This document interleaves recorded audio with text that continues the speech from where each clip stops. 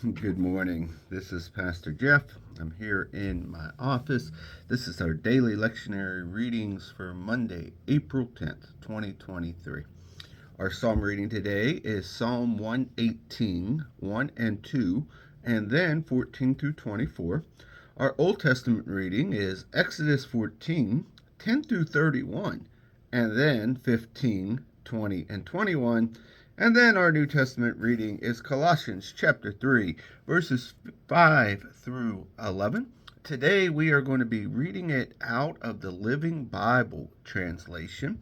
And remember, it's Monday, so we're reflecting on what happened at church on Sunday with Easter Sunday. Psalm 118, 1 and 2. Oh, thank the Lord, for he's so good. His loving kindness is forever. Let the congregation of Israel praise him with these same words. His loving kindness is forever. Picking back up in verse 14. He is my strength and song in the heat of the battle, and now he has given me victory. Song of joy at the news of our rescue are sung in the homes of the godly. The strong arm of the Lord has done glorious things. I shall not die, but live to tell all of his deeds. The Lord has punished me, but not handeth me over to death. Open the gates of the temple. I will go in and give him my thanks. Those gates are the way into the presence of the Lord, and the godly enter there. Oh, thank you so much for answering my prayer and saving me. The stone rejected by the builders, but has now become the capstone of the ark. This is the Lord's doing, and it is marvelous to see. This is the day that the Lord has made. We will rejoice and be glad in it. Our Old Testament reading comes from the book of Exodus, chapter 14, verses 10 through 31. As the Egyptian army approached, the people of Israel saw them far in the distance, speeding after them, and they were terribly frightened and cried out to the Lord to help them. And they turned against Moses, whining, "Have you brought us out here to die in the desert because there was not enough graves for us in Egypt? Why did you make us leave Egypt? Isn't this what we told you while we were still slaves, to leave us alone? We said it would be better to be slaves to the Egyptians than dead in the wilderness." But Moses told the people, "Don't be afraid. Just stand where you are and watch, and you will see the wonderful way the Lord will rescue today. The Egyptians you are looking at, you will never see them again. The Lord will fight for you, and you won't need to lift a finger." Then the Lord said to Moses, "Quit praying and get the people moving. Forward, march! Use your rod. Hold it out over the water, and the sea will open up a path before you, and all the people of Israel shall walk through on dry ground.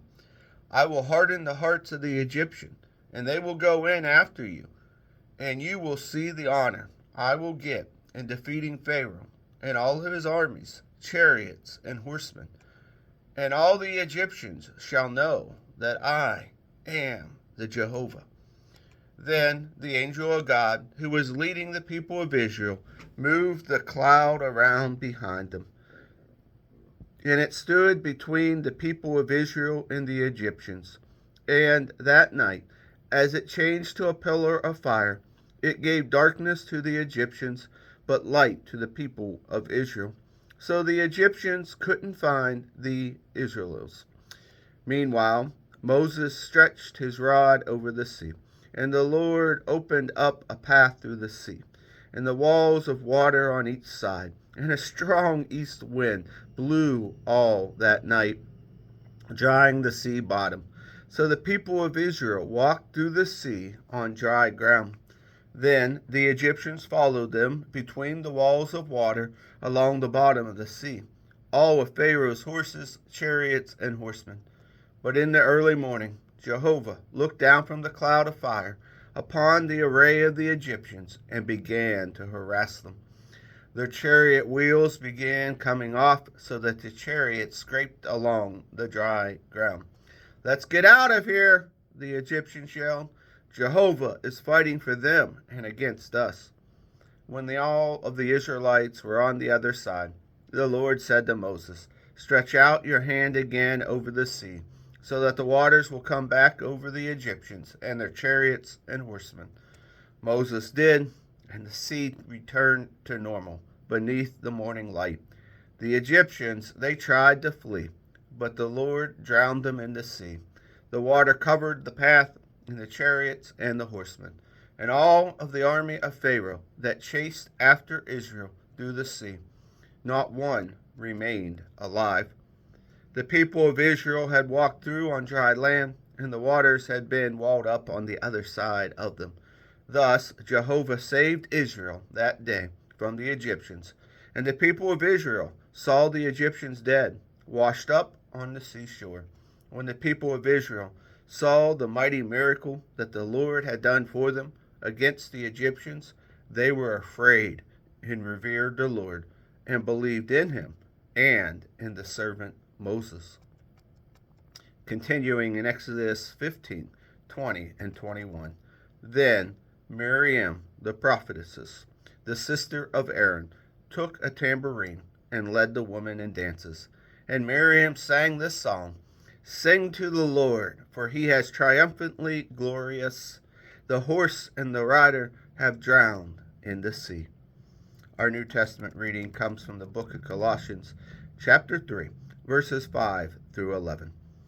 "Away then with sinful earthly things. Deaden the evil desires lurking within you, having to do with sexual sin, impurity, lust, and shameful desires. Don't worship the good things of life, for that is idolatry. God's terrible anger is upon those who do such things. You used to do them when your life was still part of this world. But now is the time to cast off and throw away all of these rotten garments of anger, hatred, cursing, and dirty language.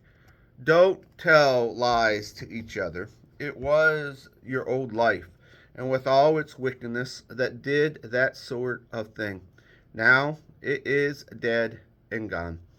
You are living a brand new life that is continually learning more and more what is right, and trying constantly to be more and more like Christ, who created this new life within you.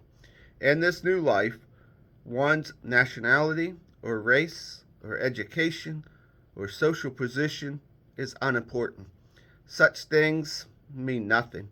Whether a person has Christ is what matters, and he is equally available to all.